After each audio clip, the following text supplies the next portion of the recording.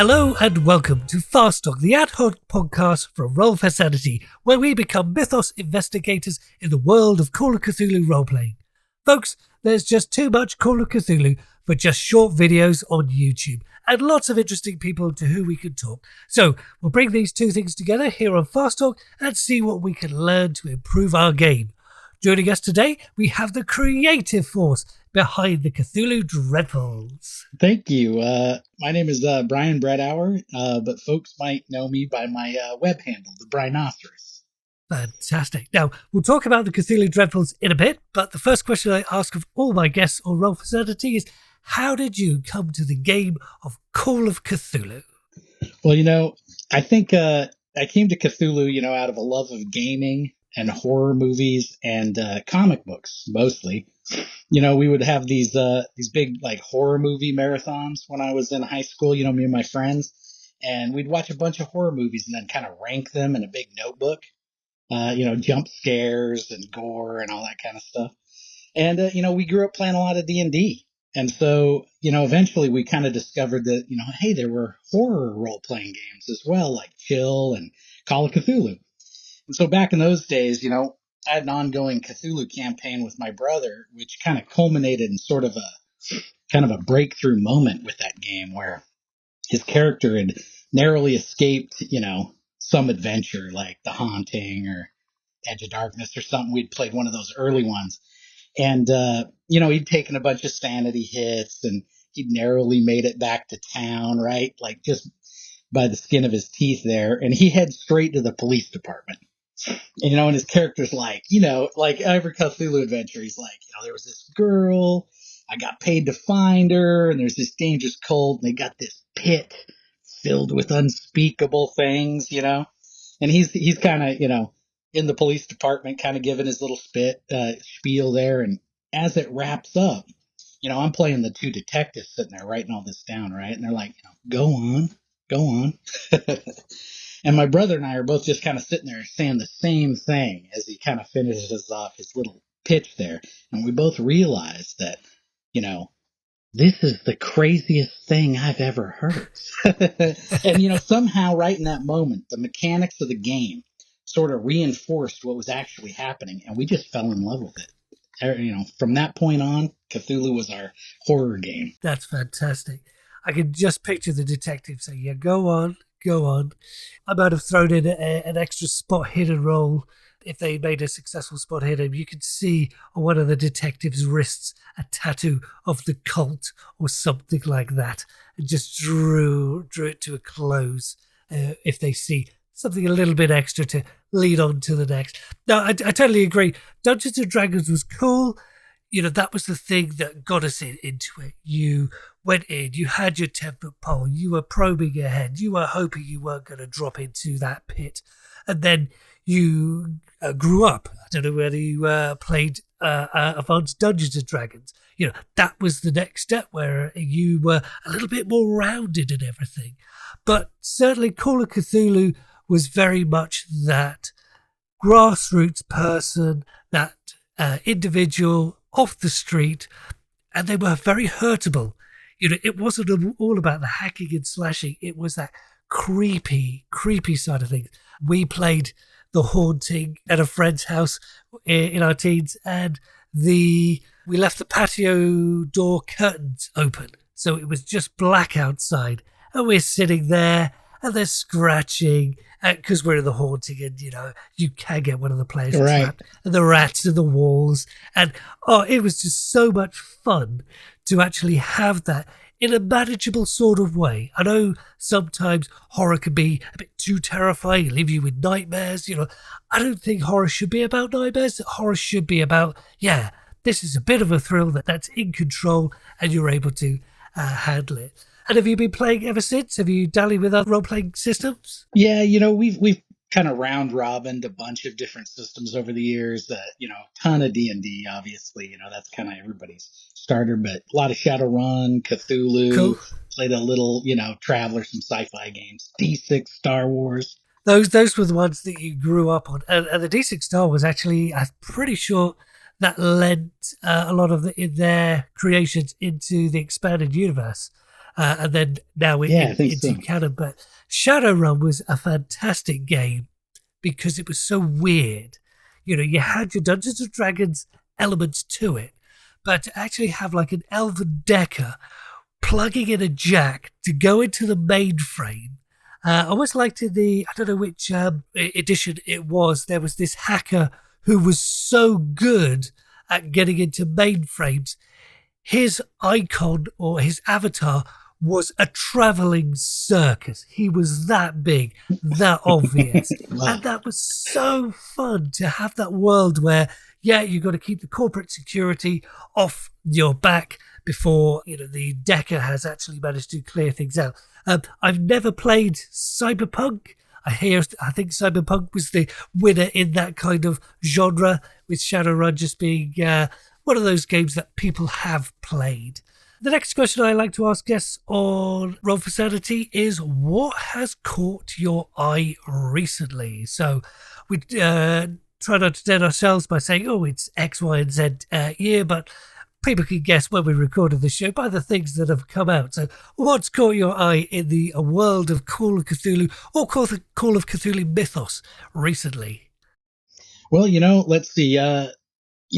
Gaslight just came out, so that's a big drop by Chaosium, and I'm super excited about that. But also, I really, as a player, I love to experience the adventure, adventures from a player side, and so on the repository, I love the all the diverse adventures that keep coming out from independent creators, getting a lot of fun stuff. It's real exciting. There's some really cool settings and adventures and worlds that people are putting together. So that's always kind of exciting.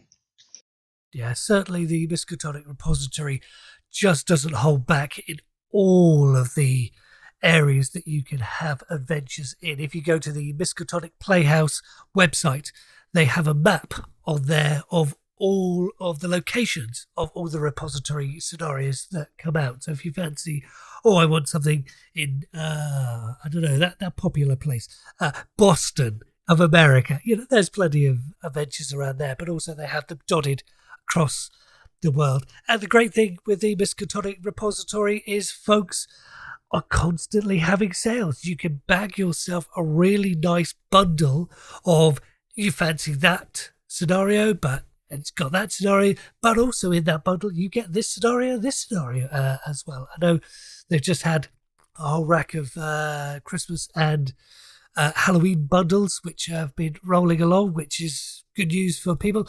And the folks on the Miskatonic repository, they are going to be making lots of money, but if you give them the support, it encourages them to make more. If somebody buys and they get maybe bronze or gold or silver or gold, then that helps them along the way, and eventually that creator can become Electron, qualify for print on demand, and as a writer, to actually have your work in a printed book that you didn't have to print, that somebody else printed for you, that's got to be something pretty special for a writer. And I really, really hope that we'll get a Cthulhu Dreadful hardback edition at some point.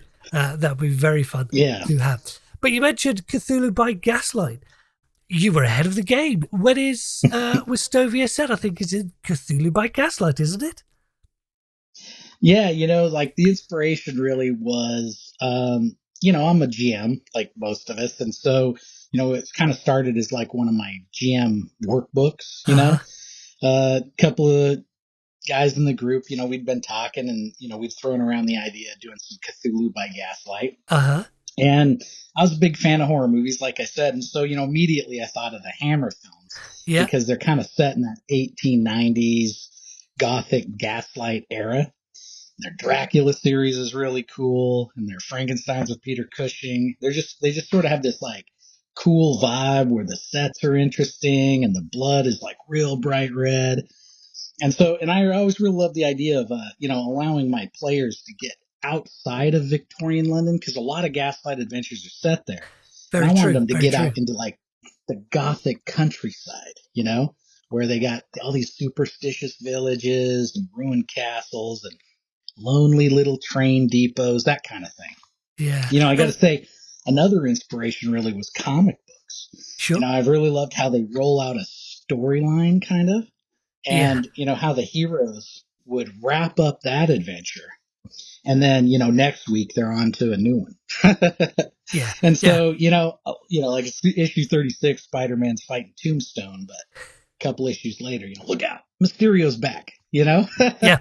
They So were real page so turners. for me, And now you've seen yeah. the Cthulhu by Gaslight book.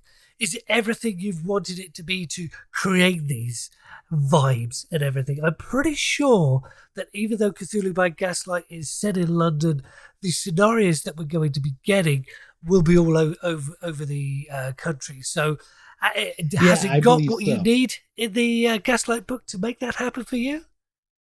Yeah, I believe so. It's very similar to obviously the core game. It's kind of a spin-off there, but I do like the customization that kind of happens inside there, where something like hypnosis becomes mesmerism, Yeah. and and like the reassure skill. That's a really Oh, cool that's way to amazing. allow characters from like the Gaslight era that don't quite have, say, maybe, I don't know, the same resources as somebody from the 20s or modern era.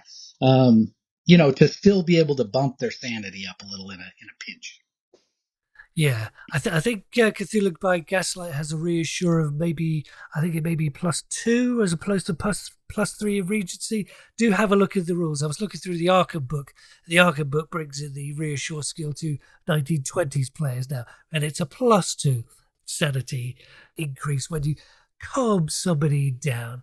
And the characters in the Cthulhu by Gaslight, did you have the third edition rule set? Because I remember from that there was some traits which I think are missing That's right. from here. Yeah. I have had a copy of the Cthulhu by Gaslight from the previous editions, and then there was also that publication. I think it was Cthulhu Through the Ages, which kind of gave you a summary of each of those. So I've kind of used that as a guide up until the Gaslight drop. Another thing I like about them specifically doing a Gaslight book is it kind of encourages like campaign play, and I've always really liked campaign play. Over one shots. Don't get me wrong, I like one shots too, but I think it's a fun experience for players to develop a character who's survived like multiple adventures. And so by the end of like the end of a series of adventures, they're this party of like grizzled veterans who are all like, missing fingers and the tips of their ears. And I think that's fun at watching the character develop over a period of time like that. Yeah, for sure, for sure. I know there's a big push these days to create these one-shot scenarios which are almost for tournament play. So you pitch up, you sit down at the table, you're just given a character and then off you go. That kind of isn't my favorite sort of thing because I don't really want to be in somebody else's horror movie. I want to have a character that I've created.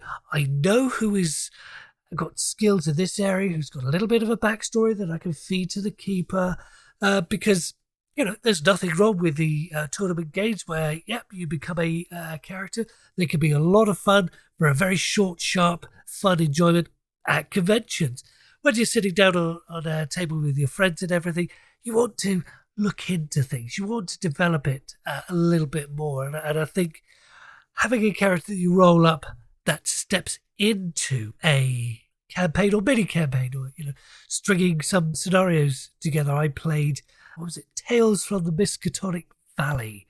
That has a number of ones in there, and it was a group of us. Sure, somebody got killed. They weren't able to play. When they were able to play, they came back as a different character. The difficulty was you get kind of attached to these characters. And I can remember having a distinct argument with the keeper. I was like, no, keeper. My character is in cover. They are hiding behind. No, they are in partial cover. And they nearly got blown away by somebody with a Tommy gun who could actually shoot it. And I was like, well, that's a little bit worrying. I don't want them to die. Now, of course, if your character dies in a game of Call of Cthulhu, it's absolutely fine. They're dead in that game, but they might not be dead for another game. Just rub out the hit point score, set it back up to the normal level, and then you're able to play that character again as the alternative version of that. Yeah, sure, one of them got gunned down in Innsmouth, but this one, they're Riders Rain and trekking through some woods trying to find some missing daughter who's been kidnapped in some kind of woodland. I'm trying to remember the name of that one. That was one of my first ones I played. And hopefully the Cthulhu by Gaslight is going to give us, I'm pretty sure they announced a campaign for it. So I think so. I'm trying to think what it is. So folks, you'll have to go and listen to the fantastic live stream that they did, hosted by Bridget Jeffries. They had Lynn Hardy, Mike Mason, and Keris MacDonald. Great broadcast, so go in there, listen out to all the things you can hear in what's coming in Call of Cthulhu. They revealed the Keeper's cover, which was really nice. And, of course, they revealed that they are going to have a campaign. Is there anything else that you've spotted? I see that Trail of Cthulhu has reached a second edition. We met Kat at UK Games Expo last year, and she was telling us all about the Trail of Cthulhu second edition. I think it tweaks a little bit of the rule set, so if you know Trail of Cthulhu Edition 1, it's not going to be too bad. I'm halfway through Eternal Lies, the grand campaign for Trail of Cthulhu. We've just hit Bangkok, and we're not doing too well. We've gone down every wrong street in every wrong place. We're just about alive, but currently running through the jungle for my life with some kind of, no spoilers here on Roll for Sanity, some kind of malady which might have occurred if I'd have been injured in some way in a particular pit, if you know Eternal Lies, that game. Another one that's coming out recently, I saw on YouTube. Are you a great proponent of the virtual tabletops? Do you use any particular systems? I've been using Roll20 up Yep. until about a year ago. Uh-huh. I had never used an online tabletop. I'd kind of, loaded them up and played around with them a little, but I'd never been in a game. And then I did over on the Nook finally get into some games with Mike, and he's given me some tutorials, and I've started to kind of enjoy gaming. I enjoy it a little more in person, but the online tabletop, I kind of think things are kind of going that way. And so I've been kind of embracing it and, really enjoying it, actually. I've built some fun characters on there and played in some fun games. And, it's pretty fun. Roll20 tends to be my go-to. Yeah, Roll20 is everybody's, it's the one to beat. And I think there's a number of these virtual tabletop role-playing systems out there, the VTTs. One I had my eye on, and I backed it on Kickstarter, was Alchemy VTT, because they say we were going to have an enhanced Call of Cthulhu. 2 years later, it's nearly here. We're nearly going to have Call of Cthulhu. So I might have a look at that and see what it is, because the character mancer on Roll20 is good. It can do stuff. The Doll's House is better, but it's slightly more basic in its approach. I'm looking for a really nice, dynamic character creation process so I can do some nice, quick character creations on Roll for Sanity. The thing that slows me down with Roll for Sanity is making all the visuals for the videos and the animations and the filming and recording and editing, and that's why something like Fast Talk is just a nice relaxing way of enjoying a little bit more of Call of Cthulhu, to let folks know what's out there, what we talk about, and just enjoy ourselves, because the idea is we can talk about Call of Cthulhu and enjoy it for everything that it's worth. So anything else that you can think of? There's quite a selection of interesting, products out there, but mostly I kind of gravitate towards the repository and seeing some of the new stuff that people are doing. Yeah, because the thing with the repository, it's not just games. There's a whole wealth of supplements, solo playing games. I never really see the appeal of solo play when you have people you can play with online, but the books that are solo editions do work well. There's gratuitous wounds you could have. There's various handouts. There's tokens on there. All sorts of little art packs if you wanted to bring something special to a game.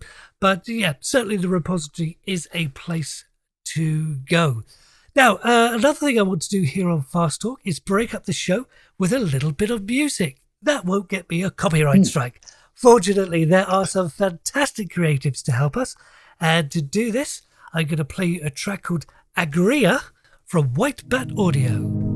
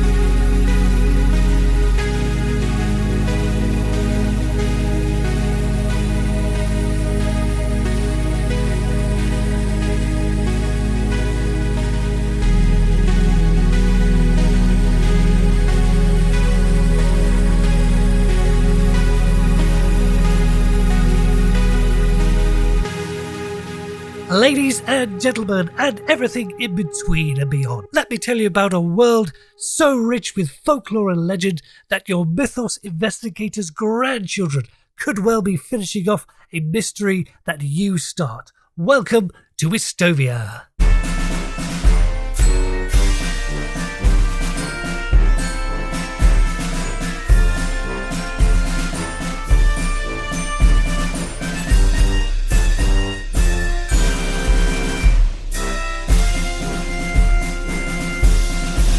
Ah, fantastic. One of the primary reasons I like doing Fast Talk is because I get to talk to people behind adventures that excite me.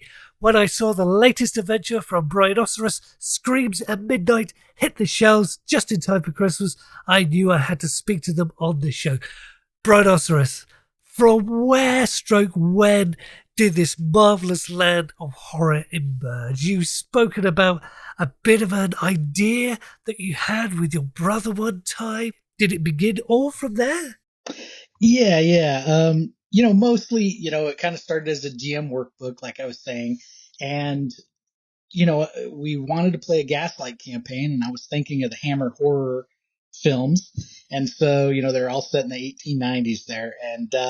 And yeah, basically, I wanted to create a land that you could get into that was a little more campaign play oriented. And the series, you could guarantee, or you could trust that if you created a character in one scenario, that the continuity of the adventures would kind of maintain throughout the series, and then that way you could kind of count on that. And that would allow, players to kind of invest in their characters, since that's kind of the primary tool that a player has to engage with the world. They've got their investigator. And so I like the idea of allowing them to develop over a series of adventures rather than just, take part in like kind of a one shot or a single kind of thing and then they're done. So that was kind of like the initial kind of impetus. And then I kind of threw all this into everything I had in that workbook. I kind of churned it all up and out came Wystovia. Fantastic. Now, you mentioned Hammer Horror was the influences for the world. Have you ever seen the very humorous film Elvira's Haunted Hills? I don't know if I've seen Elvira. I've seen a couple Elvira movies, but I don't know that one. If you've seen both of her movies, it's the second one where she goes to this Wystovian style place in a horse and carriage with very, very English sort of gentlemen that's helping her out of the carriage into the castle where everything goes awry, and she looks like the ancestor of somebody in the ancient past who was burned as a witch. And Elvira burned as a witch? Never. And hilarity ensues from there. But the Hammer Horror is so characterized by these weird little villages with their superstitions, and they only had a particular plot of land they could use. So if you watch enough of the movies, you'll recognize the same place that the horse and cart goes through. The horse and carriage always passes this spot, and just over there was the river where Dracula got killed, and over there was the werewolf attack. And I can really see that in Wystovia. Yeah, I wanted to make it to where it was like, if you went to the county crossroads, everybody knew that's where they'd hang the criminals, kind of, and eventually I'll get incorporating one of my goals is to incorporate every location on the map into an adventure. And so that way I can focus in and do more detailed maps, in the adventures of each town, expand on them, and then you can really get to know Wystovia. Yeah, folks, I wasn't joking when I said the children of a mythos investigator may be the one that actually finishes up the investigation, because it is so vast. Now, how many adventures do we have so far? I've put together 3 adventures. There's the first one's Kiss of Blood, and then Beyond the Flesh is the second, and the third one, which I just released, is Screams at Midnight. But I have sketched out from my workbook about a dozen adventures total, and that'd bring that'd bring the series basically from a beginning to a complete ending. And although each one's kind of a standalone, they're all designed for that campaign play like we were talking about. So, the players can get excited about their kind of character growth where they can join organizations. I've tried to put a few factions in there to give them some options. They can build up their estates, and I've tried to build some estates into the setting that, there's a couple that don't specify the owners, so that, the players can maybe take over the lease on that, that estate. They can build out their collections of artifacts and occult tomes and stuff like that. So it's sort of a Cthulhu by Gaslight kind of adventure path where the investigators get to face like bloodthirsty vampires this week, but next week it's ghouls in the graveyard, and the week after that maybe they find themselves tracking a werewolf across the moors. Yeah. Each adventure, since I put these, I try to build in these options for campaign play, especially in regards to the various factions that exist within the series. So I think it'll be fun for keepers, since every playthrough will be a little different, and then the players will also be able to explore. Yeah, certainly. Now, it seems to me that the world was always there, but which did come first, the adventures or the world? That is kind of the interesting part. Like I said, I started with that workbook, and then they kind of evolved together. I'd sketched out kind of a campaign, and and I wanted to do like each adventure was going to focus on something different, a werewolf of, vampires, blah, blah, blah. And they are more focused on like traditional horrors. So, players are going to, they can expect to find themselves pitted against those kind of things. rather than deep ones and Chagas. Although I have packed a little, mythos in there, a little mythos madness in there. Yeah, mostly it incorporates a lot of tropes from gothic horror, tragic romances, colorful NPCs, and kind of complex ethical challenges, mad science. And I since they're kind of penny dreadful oriented, I thought it would be fun to each one has a little touch of gruesome body horror. Yes, that's what you need. It's just interesting you should say, a touch of the mythos. Mike Mason is very clear when you're making your games. If you don't want to include any Lovecraftian horror in there, you don't have to. There are wolves, vampires, ghosts, all that kind of thing in the back of the Keeper's rulebook. So seeing Wystovia, that breaks away from that. One of your future adventures may have fishmen in the lake or fish people in the lake, but that would be in the Creature from the Black Lagoon vibe as opposed to deep ones from Innsmouth. But I do wonder who the ports in Wystovia trade with. That's a good possibility. Now, this is a massive undertaking. Who is your creative team behind you? It sounds like, from what I read in the credits, you have a dream team of people to make this world so much. Yeah, well, it's kind of, I'm an independent creator, so, I've pretty much done most of it. I do most of the writing and art there. I get some help from family and friends. My brother, he's real helpful. He usually does my set piece map. Usually I try to put a set piece in each adventure that the players can really kind of explore. Castle Hammerstein in the first one. And for instance, and he does that map. My wife, she proofreads. I bounce ideas off of her. Edgar Klotz and the Edgar suit. I mean, he was named specifically because she was like, "Hey, that reminds me of Edgar from Men in Black."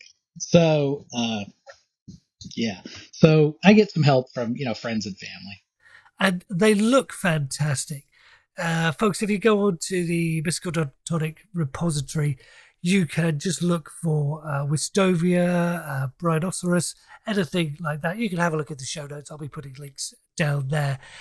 And they have this. Did you make it in A4 or B4? What sort of format did you go for? Because it seems like a comic book sized.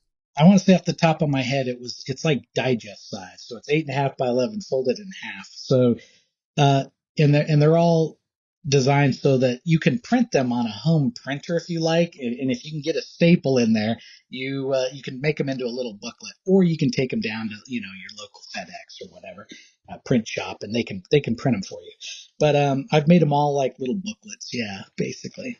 That's fantastic because it just captures that penny dreadful style of delivery. And me, I'm slightly dyslexic, so I appreciate not too many words on a page that are broken up with lots of nice pictures, very illustrative. And having gone through all of these pages, because I'm hopefully going to run these adventures on the Miskatonic Playhouse, hopefully very soon, it's just gets you in the mood. You open these pages, you see these things. Now, what I will say, folks, is if you're playing one of these, try not to show the cover to your players. I know that it's a very fine line of having that marketing to say, oh, look, here's what you're going to get in the adventure, as opposed to, here's the bad guy at the end. And it's almost tricky to not want to spoil the surprise, but equally let the players know what they're going to be in for. But if you can steer away from showing people the cover, I think they will benefit from it. But there is, it's one of the things I love about Wystovia, the adventures are backed up with a gazetteer full of information and a map of the Wystovia Vale, which adds so much more to the game. Was that just to keep your notes in check? Was that something you just wanted to do because it just helps you knowing how far it is from that train station to this train station? Yeah, well, since I had sketched out those adventures, I kind of built the map around the adventures, and then as it went forward, they kind of tightened up together. But the Gazetteer came about mostly because I wanted my players at the game table to be able to onboard all of the setting lore at their own pace, and I didn't want to overwhelm them with a bunch of information about like Wystovia up front because like nobody at the table ever reads it. I'm sure sure there's a lot of GMs out there who have attempted that know what I'm talking about. But so if somebody does read it, a lot of times the more subtle points are lost, and then by the time it comes up in an adventure, they've kind of forgotten, and the keeper's got to go, oh, remember, this is the guy from the backstory. And so Yeah. what I wanted to do was to provide everyone at the table with a handy guide where information could be kind of referenced casually and on the fly. So if the keeper mentions a location the investigators aren't familiar with, they can turn to the Gazetteer for a quick paragraph or two, overview and a couple of rumors about recent events that might or may not it may or may not be relevant to the adventure. And so, the Gazetteer also provides the investigators with a little information on like Wystovia's most popular occult organization, the Torchlight Society, a benevolent explorers club where investigators can kind of attend lectures and engage in social conjecture, and they can draw new recruits if their investigators go mad. So Go the mad or Gazetteer is die. kind of designed to piece that information out to people in little, spoonfuls.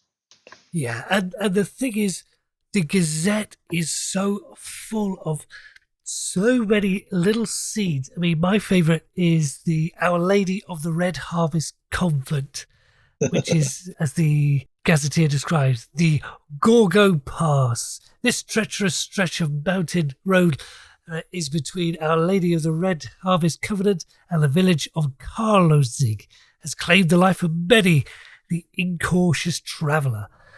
It's just this image of Our Lady of the Red Harvest Convent. What do those, I guess they're nuns, trainee nuns, what do they look like when they come into town? Are they wearing bright red? Are they pale? What's their headdress like? Are they all vampires? That's the thing you get to decide because whilst Brinoceros, you've written this Wystovia, it's there to be adapted, right, isn't it? Sure. Yeah. Yeah, the way I kind of think of it is like I'm gonna do my best to build a framework for the keeper, and which is why a lot of times the marketing and the covers are so obvious.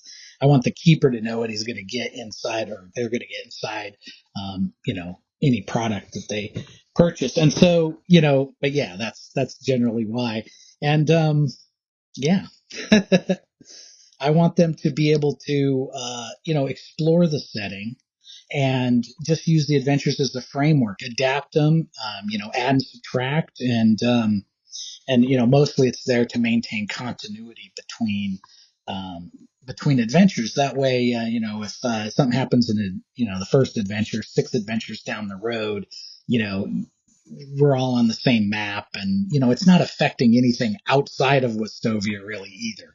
It can all be self-contained, or you can cross borders and go, meet up with people in Murder on the Horror on the Orient Express when they get to Vienna. I think that's one of the They stops. could take And a that's day nearby. trip to So Wystovia when they step up from Vienna.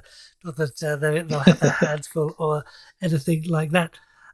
Just looking at the various adventures there are, would you say these lend themselves more to regular Call of Cthulhu, or have you designed them with a little bit of pulp in mind? Because you mentioned the weird science, that kind of thing. Is there rules in the games for pulp, or do we need to bring a bit of pulp ourselves? yeah, like I think when I initially come up with the idea and published the first one, I don't know that the pulp book had come out yet, so I had no knowledge of it. But then as it went on, they do seem like they would have lent themselves to pulp really well. And I do like the pulp book. I like what's in there, but since I'd kind of started down the road, I figured I'd just kind of stick with the core game. Plus, I kind of feel like the core game allows everybody who's into Cthulhu, because everything kind of goes back to the core game there. I kind of feel like that opens it up to anybody who wants to play, and then if that specific group is doing the pulp, they can add or subtract. Although I have thought about going through and making a little supplement that I can upload with each one that kind of gives like some bullet points on like, here's how I'd convert it to pulp. But yeah, because that's the thing. You do keep these titles updated on the drive-through RPG. So if you make an update, do people need to buy it again, or do they just download it straight away? Yeah, if I make an update, it should send out an email to anybody who's purchased it, and then they can just come and re-download it for free or whatever is part of their thing. Getting the first few adventures organized was, getting it up on its feet was a little harder than I thought. So, and I've gone in and corrected a few anytime I find typos, or, I've kind of realigned a little language. And there's been a couple times where I've actually gone in and touched up the artwork in there. That's nice. But mostly I just try to keep them up to date and consistent with each other. That's great. Now, the Gazetteer has so many locations in there, but it also has a connected railway. Was that something you put in there deliberately because horse and carriages were just a bit of a pain and you didn't want it to be, it's a day's travel from Midden Port to wherever? Was that a conscious decision, or, well, it's the 1890s, it's the age of steam, this is what we're going to have? How did that come about? Putting the railways in there, mostly was, due to the Gaslight era. Everybody wants to ride on a train, getting to some adventures on a train. And so I've strung a few of the main stops through Wystovia together using the train station, but you'll notice that not all of the villages are connected by train. And so there are a few of them that every once in a while you're going to have to take a coach out to. And especially Fenwicket, that kind of sits out there near the edge of the mire, and it's kind of sinking into the encroaching marshland. So that one specifically doesn't have a train station, but you can get to it through two different routes, a northern route or a southern route. And, I like game masters to be able to have those options, because then players get to decide, and then it flavors the campaign, deciding on, depending on which choice they made. Did they see the county crossroads when they passed, or did they go through the mire, and so pass by White Rose Hill, that kind of thing. And I like them to be able to become familiar with the locations as they're traveling around, because those locations will become important. I can assure you, I have already baked the werewolf into the setting. So when he is revealed, that is fantastic. Actually having something already in the game. Now, Screams at Midnight is your latest one. It introduces us to a different side of Wystovia. Whereabouts is this one set?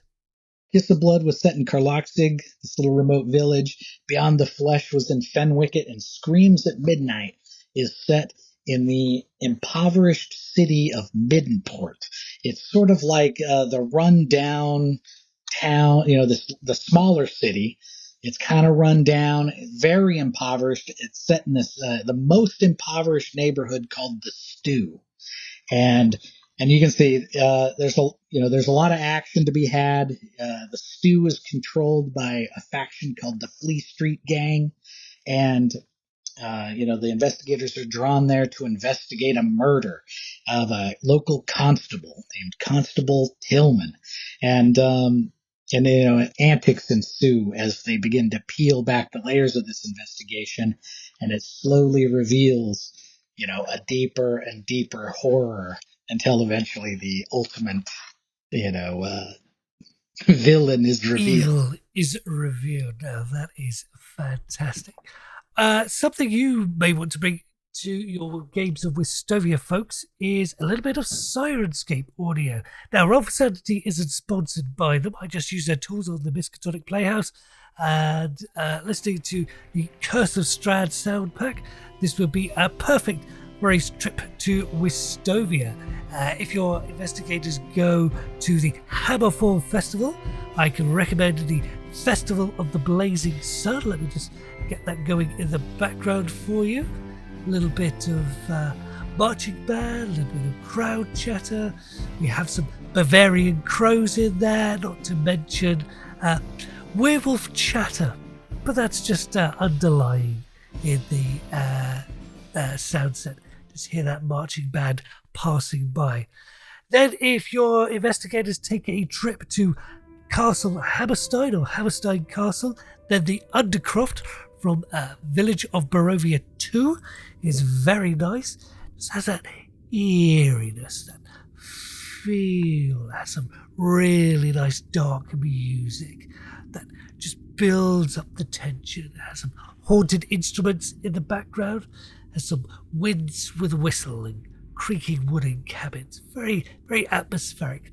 And of course, if they're silly enough to, I don't know, who was it? The Flea Street Gang? If they start a barroom brawl with a Flea Street Gang, they might well find that they are in a bit of a fight, punching, getting kicked, clashing with their weapons or whatever they have. And that is what a little bit of Wystovia would sound like. On top of that, there's just lots of extras that you can throw in at an appropriate time. You don't need to have a subscription. There are one-off purchases of sound packs, but if you do want to have access to everything, there are monthly subscriptions starting at around $7. I think it is. As I say, no sponsorship or affiliate links. It's just a great product if you want to use something extra to bring a little bit more madness to the table. So, moving on to you as a player, what characters do you like to play the most in Call of Cthulhu? Is it the big strong guys, the people who's going to get their face melted off by the tomes they read? Who is your go-to kind of archetype stroke occupation? Well, that's a good question. Mostly I GM, but every once in a while I get to make a character, and that's really fun. So when I do, I like to come up with something. Usually I like to come up with a simple concept that's just going to be useful to the party, like a doctor. Like Yep. playing the doctor, no matter what you're playing, Star Trek, D&D, Cthulhu, being the medic, the doctor, something like that, a utility character. That's usually fun for me because I've always got something to do. It usually takes me a few sessions to kind of figure a character out, kind of get their personality. And, my favorite thing is to kind of set them up in the game world with a couple of goals and then just see what the GM has in store. I like to think of my character is my character's going to live or die in the game world based on my decisions and the luck of the dice. I just want to see what happens and how far I can push that character before their sanity is like eroded to the point that they just can't pass a single check, or will they rise to become that grizzled vampire hunter that finds themselves standing over that coffin with a stake in one hand and a hammer in the other, what's that character story going to be? And so that's kind of what I like. Yeah, I know doctors are very, very useful characters to have because the keeper will want somebody to go over and investigate that dead body, whereas everyone else will be looking at it going, well, it's a dead body. Has it got any money? No, let me have a look. How did this person die? How did they become? And as you say, in Vampire, was it Van Helsing who dispatched Mina Harker? I'm sure it was the doctor, wasn't it? I can't remember. So that is a great way of looking at it. Doctors are very, very useful to have. Any war stories from your playing your doctor in the games? Have they become that a vampire hunter? Or, as I say, it doesn't have to be Call of Cthulhu. It can be from any system. Let me think here. Yeah. One time I'd moved into this apartment complex, and around this time I'd been playing a lot of D&D. I think 3.5 had just come out, and everybody was deep into it, And as it turned out in this apartment, my neighbor, he about 3 or 4 doors down, he was the brother of like one of my high school buddies, kind of. And him and his wife, they were all into playing D&D, and so we all started gaming together, And this goes on for a few months, and we get down the road a little bit, and the campaign ends, and everyone's ready to take a break from D&D, and we all know how that goes.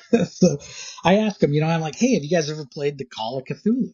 And, they're like, no. And, I'd ran it over the years, so I kind of gave them the spiel where, it's kind of this mystery game based on H.P. Lovecraft, and you're investigators, and less combat. You're trying to kind of maintain your sanity rather than hit points, all that. And they were like, "Yeah, let's give it a go. It sounds fun." So I'm stoked, and I'm like, I go to work and kind of prep everything for game night. And I'm thinking, spoiler alert, if anybody wants to plug their ears for a couple seconds, I'm thinking I'm going to run Edge of Darkness. You know, this is a classic adventure. It's straightforward, good little starter scenario. And, so game night comes around and we get set up. We get their new character set up. And, I whip up this NPC named Gary because I'm thinking they're new to Cthulhu. They're going to need somebody who's going to go along with them, who can, teach them how to use library use and make spot hidden rolls and that kind of stuff. And so, the first part of the scenario goes great. They get the job. They do a little research around town, and they're both like totally enjoying driving around Arkham in the old timey car. They're honking the horn. And every time they do, I'm like, oh, God, and like everybody's having a good time. We're all laughing. But anyway, session rolls on and they make it out to that old cabin. And, Gary's with them and they're looking around and they're checking out like the kitchen and the bedroom and all the stuff. They find the dead raccoon, blah. And, they're feeling a little creeped out at this point because, they're out in the middle of the woods. The sun's getting low and they're starting to notice things on their character sheet. Like they only have 9 hit points kind of deal.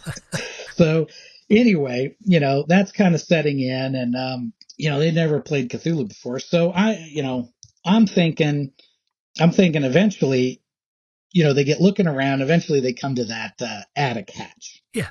And, it's like the last place they haven't searched. And so I'm doing my best poker face, right? Because I know what's waiting for them up in that attic. And I'm thinking, the first person that pokes their head up there is going to get it. And they're debating, and they're like, who's going to go first? And they both chicken out. And they're like, send Gary. Gary should go, right? And I'm like, in my little malicious keeper head, I was thinking, I was going to get one off. But whatever. I'm like, it's cool. Gary can work just fine. He's an NPC. I'll just make an example out of him, right? I'll reward them for their caution, let them off with a warning, and I'll hit them with their first like sanity check. So Gary, he takes his first step up the ladder, and they're all kind of standing there looking up at him. He's kind of going up, and so I decide, I'm like thinking, how am I going to pull this off? So I think, okay, as soon as Gary pokes his head up into the attic, I'm going to do this big drum roll across the table with like my fists, and then I'm going to describe this gush of blood and Gary's going to be kicking his feet, right? And something's going to drag him up into the attic, right? And then I'll bang, sanity check. So, and they're all standing around the foot of the ladder going, go on, Karl, check it out, So Karl pokes his head up there, or I mean, Gary, my NPC, he pokes his head up there and, they're like, what can you see? And boom, I start that drum roll, and suddenly everything kind of goes into slow motion. And it's like, boom, boom, boom, Karl's feet are kicking. There's a gush of blood, I'm describing all this. And in that same instant, as Gary's being dragged up into the attic, I kind of look up and both my neighbors are recoiled back in their chairs and they both scream. Full on, blood curdling horror movie scream. And I was just laughing, so I sit back and I was just like, welcome to Call of Cthulhu. Boom, that is a mic drop right there. Oh, well done. It takes a lot, I have to admit, it takes a lot to get a real scare out of some players sometimes. So well done for getting a scream out of them. Well done. I crossed my arm, I folded my arms and sat back, and I was feeling pretty good at that moment. Felt like I'd really given them a good Cthulhu experience. Hell yeah, that is fantastic. Now, before we go, do you have any words of advice to players? It could be in general, it could be when you're tackling Wystovia, or just about role playing in general. What advice can you give to us? Don't be the first one through the hatch. We've got that one. Yeah, my best advice for players is probably to make a character that's ready to take part in the adventure that the GM is going to run. So if you're going to do Gaslight, build a character for Gaslight, you know? If you're going to be pirates, go be pirates. Make a pirate, you know? To me, that means like, you know, in a new campaign, your character's going to just kind of be a rough sketch in the beginning, and then you're just going to allow them to allow the events of the adventure to help define them. And, you know, I guess that's how I personally enjoy it. But I think a lot of players kind of overlook the enjoyment of their own character. I think a lot of them want to jump to the end where they show up with, you know, all the gear and they're already the veteran grizzled character. But, you know, I found that it's the adventures where you actually, you know, lose your left hand or something. And then in the next adventure, you've got to come up with some solution. You know, you've got the hook on there or something if you're a pirate, something like that. And that's kind of how your character shapes a lot of times over the course of like a campaign. And I just like to embrace that. Yeah. That is a really good point you make there about be ready to engage with the keeper and the story they've made. Sometimes people will look at their character sheet and get too much. Oh, what's my hook? What is my motivation? Well, you're in the game. You're here because this is what the keeper wants you to do. If he says you're going to get paid $25, that $25 is just what you need to get the loan sharks off your back, pay for your mother's medical care. All you want is that $25. You'll live and you'll die for that $25. I think engaging with the keeper is absolutely 100% a great idea. And building that character. You can have a lovely adventure, a lovely setting. You have your players, and bringing your embodiment of that character is the icing on the cake. Really brings it all together to make a fantastic adventure. So sadly, that just about wraps up our trip to Wystovia, but we have a party gift. If you look in the show notes, you will see a discount link, courtesy of Brinoceros, for 25% off Screams at Midnight. It's very generous of you. Where can folks find you on all the social medias? What's your handle on DriveThruRPG for a start? I believe my handle on there is Brinoceros or the Brinoceros, and I'm not I haven't been big on social, but recently I did start a Blue Sky and an Instagram, and I'm kind of figuring those out. So the Brinoceros, and the Brinoceros is usually my web hand. Fantastic. There will be links in the show notes, so feel free to visit the blog at www.rollforsanity.com. Thank you, Brinoceros. Thank you for listening, and we'll roll for sanity again soon.